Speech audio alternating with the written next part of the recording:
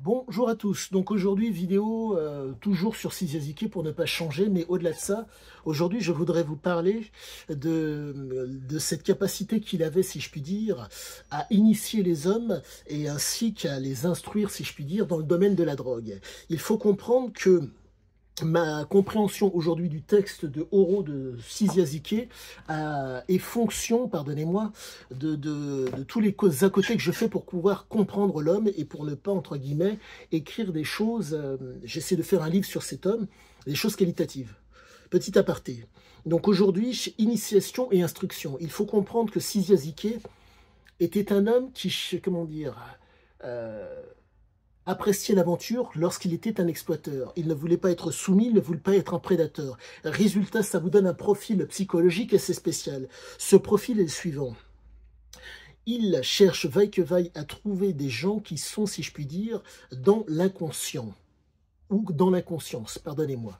L'inconscient, j'entends bien. Alors donc, lorsque vous voyez quelqu'un, vous pouvez, comment dire, vous êtes conscient de certaines choses, parce que vous avez un passif ou un vécu, et vous avez ce qu'on appelle, pardonnez-moi, il y a une espèce de feeling qui passe. L'énergie, la fréquence et la vibration font que vous percevez, vous apercevez des choses ou vous voyez des choses.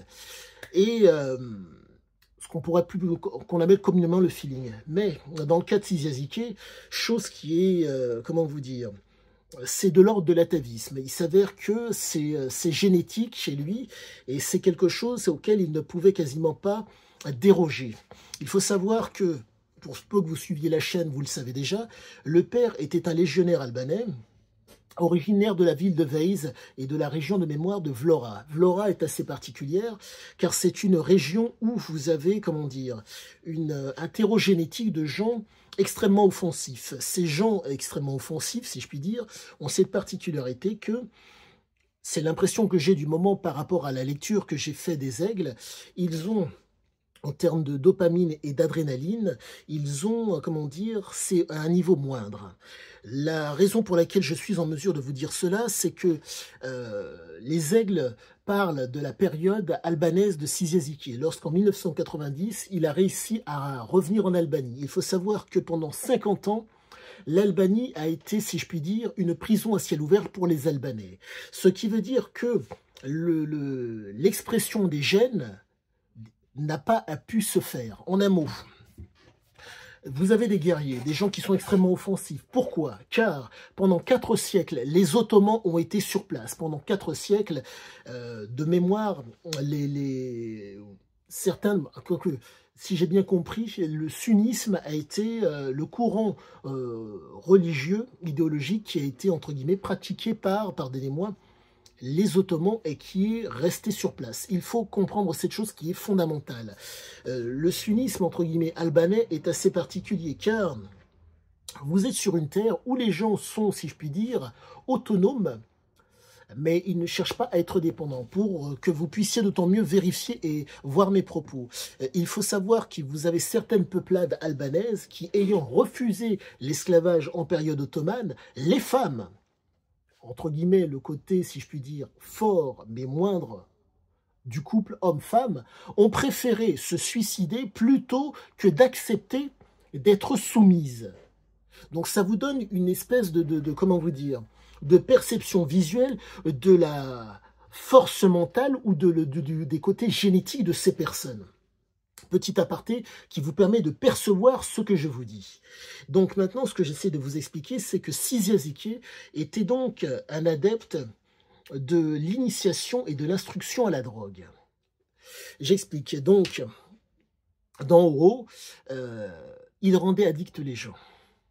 Il jouait sur le système de la récompense. En un mot, que ce soit psychologique, que ce soit physique, que ce soit comportemental, il utilisait tous les stratagèmes possibles et imaginables pour exploiter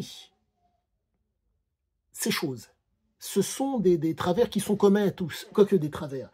Ce sont des prédispositions qui sont communs à tous. Elles sont plus ou moins, comment dire, elles s'expriment plus ou moins selon les gens. En un mot, vous avez des gens qui, malheureusement, font la rencontre de l'alcool ou de la drogue et malheureusement, ils deviennent addicts.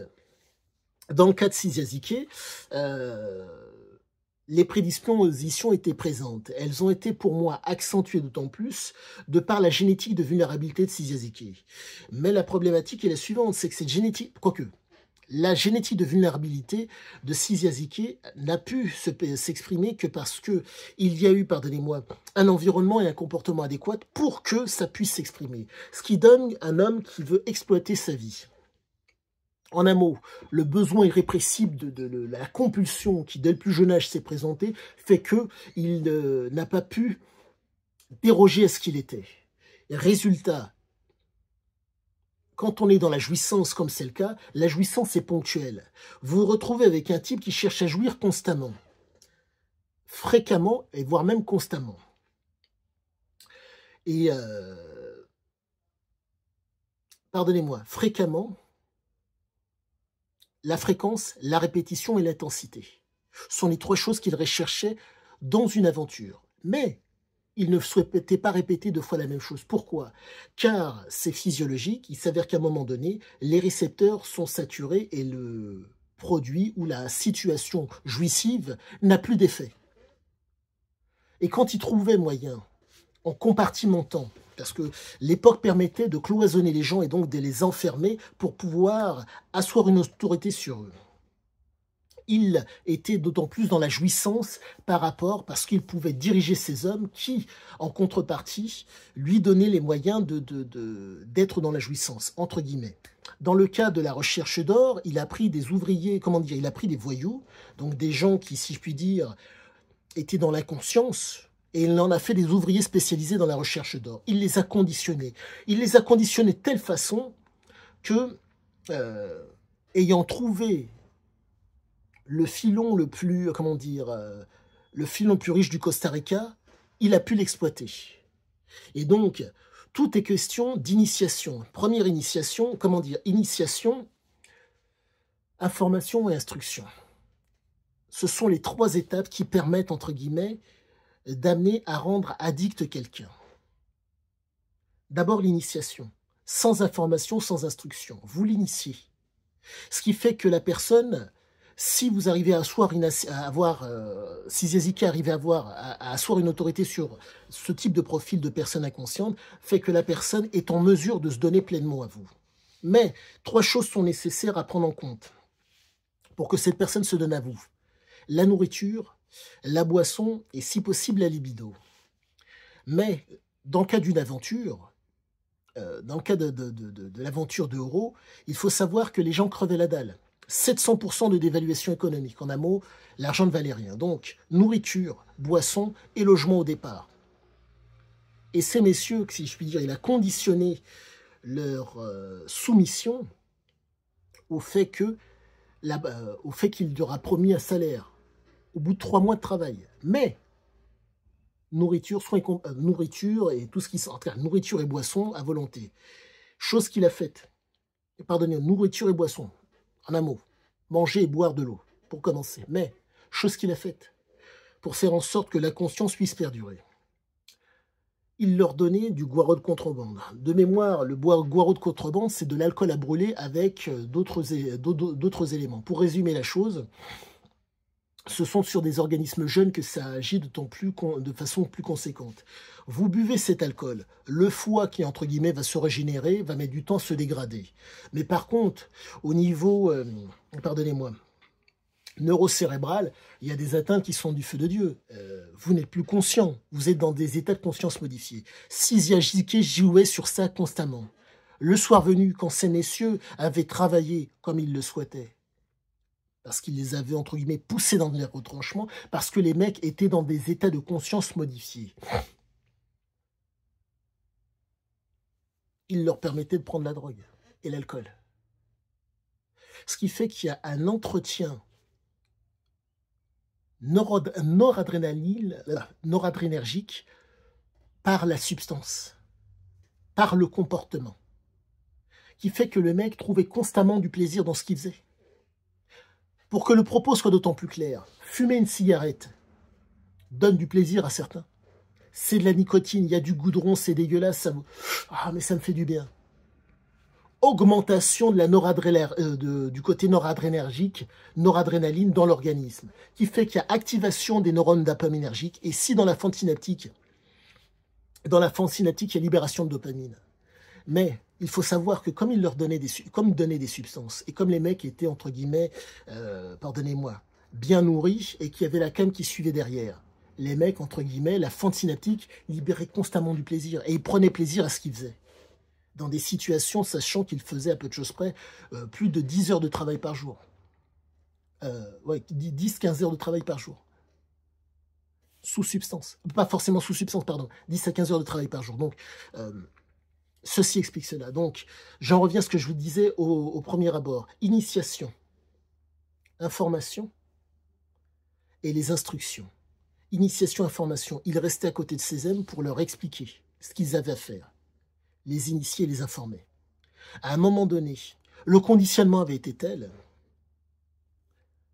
psychologique et physique, qu'à un moment donné, ils n'avaient plus besoin de parler aux hommes. Ils faisaient d'eux-mêmes le travail correctement. Et vous vous retrouvez donc avec des voyous qui donc sont dans l'inconscience, mais qui, dans la situation où il faut faire preuve de conscience, assurée à chaque fois, c'est un conditionnement et un renforcement qui a fonctionné du feu de Dieu et qui fait que, à la marge, et il faisait des choses exceptionnelles. Chose à comprendre. Il déterminait le lieu en fonction de ce que les autres avaient déjà fait et en fonction de ce que les autres ne faisaient pas. Pour résumer la chose, quand il est allé dans la péninsule de Chokaoka et qu'il a vu Barbaroja, il a vu le travail qu'a effectué Barbaroja. Il avait glané des informations sur Barbaroja et sur le lieu. Il est allé vérifier. La vérification s'est présentée, si je puis dire, a été positive. Il a vu Barbaroja, il lui a demandé combien d'or il trouvait. Le mec lui expliquait que tout seul avec 2 personnes, voilà ce qu'il trouvait par mois. Et donc lui, il s'est dit, je vais accentuer le rendement et la productivité, qui fait que, avec 30 voyous, donc de 30 personnes inconscientes, sur lesquelles il peut asseoir une autorité sur leur inconscient, il a accentué la chose. Ce qui fait que quand vous venez à l'encontre de gens comme ça, à la marge, en voulant être dans la conscience, en vous disant je vais m'imposer à eux, je suis la loi. Les mecs font quoi? Non. Nous sommes des voyous et nous sommes chez nous. Tu vas rien nous imposer du tout. Bref, je risquerai de faire beaucoup de digressions, mais quoi qu'il en soit, force est de constater que Sizia est initié au débalancement. En un mot, accentuer le comportement qui va être pourvoyeur de jouissance. Voilà ce que faisait Sizia Ziki. Et c'était quasi impossible aux mecs, quand ils étaient, entre guillemets, dans l'inconscience, de se refuser à lui. Tellement il proposait de jouissance derrière. Tout a l'air de se tenir. Le texte se tient à 110%. Il y a certes petits détails qui laissent à désirer, mais le texte se tient, quoi qu'il en soit. À bientôt à tous, à bientôt pour la prochaine. Le fameux pouce et abonnez-vous.